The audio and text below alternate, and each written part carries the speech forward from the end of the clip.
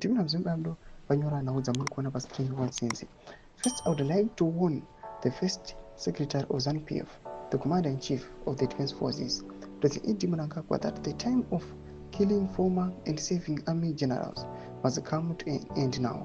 This must stop forthwith. We are now aware that President Mnangagwa and Queen Muda were responsible for the deaths of high-ranking army generals since 1980. The following souls assassinated by President, rest in peace.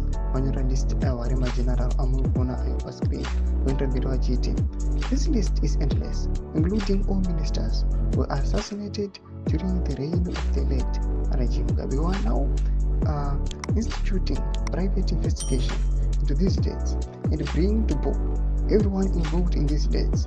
We will leave no stone unturned. I move on to address to the junior officers, members of the Sabc Defense Forces, police prisons, and Central Intelligence Organization. We have taken note that the current administration of Mnangagwa has abandoned you to suffer. We have fallen into the hands of kleptocratic rulers who treat the country treasury as a source of wealth, spending funds on luxury goods and extravagance as they fit. Many of these leaders secretly transfer public funds into secret accounts in foreign countries to provide for themselves if removed from power.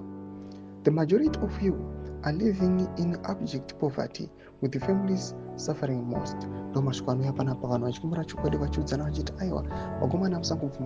just because transfer money each and every day to diaspora, anytime they can leave Zimbabwe a good life. General assassinator panapa kuya vachataka vakonanageza aiwa we are going to stand for him. Tudze mafunguro enyu kuti pamusoro pechiitiko ichi. Avinako message chimene mudze mafunguro enyu. So subscribe or like